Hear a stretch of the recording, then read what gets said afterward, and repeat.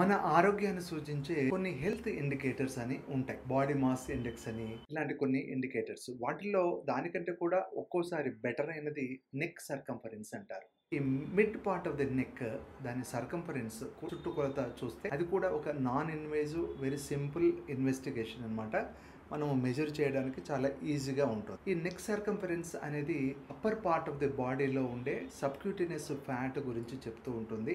ఈ సబ్క్యూటినియస్ ఫ్యాట్ అనేది ఎప్పుడు కూడా కొన్ని హెల్త్ రిస్క్లని సూచిస్తూ ఉంటుంది. ముఖ్యంగా డయాబెటీస్ కానీ, హైపర్ టెన్షన్ కానీ, లేదా అబ్స్ట్రక్టివ్ స్లీప్ యాప్నియా, అలాగే కార్డియోవాస్కులర్ రిస్క్ ఉండే వాళ్ళల్లో నెక్ సర్కంఫరెన్స్ అనేది ఎక్కువగా ఉంటుంది.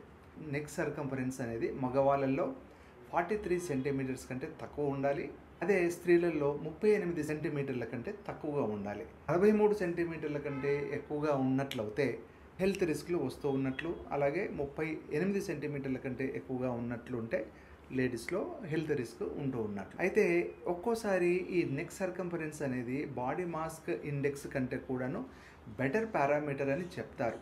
కానీ ఓవరాల్గా ఈ నెక్ సర్కంఫరెన్స్ అనేది బాడీ వెయిస్ట్ సర్కంఫరెన్స్కిను, అలాగే బిఎంఐ బాడీ మాస్ ఇండెక్స్కిను కోరిలేషను ఎక్కువగా ఉంటుంది.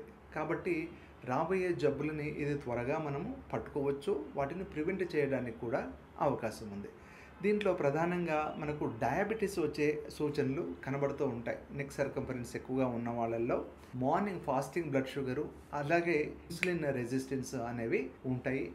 అదేవిధంగా హైపర్ టెన్షను, తర్వాత కొలెస్ట్రాల్, డిస్లిపిడీమియా అనేవి కూడా కార్డియోవాస్కులర్ రిస్క్లో ఉండే పేషెంట్స్లో కనబడుతూ ఉంటాయి. అదేవిధంగా ఉరకకు సంబంధించిన అబ్స్ట్రక్టివ్ స్లీప్ యాప్నియా కూడా వచ్చే అవకాశాలు వీళ్ళలో ఎక్కువగా ఉంటాయి. కాబట్టి ఈ సింపుల్ మెజర్ని మనం చూసుకొని ఆరోగ్యంగా ఉండడం, ఆ ప్రాబ్లమ్స్ రాకుండా ముందుగానే మనం కనిపెట్టడం అనేది చేసుకోవచ్చు.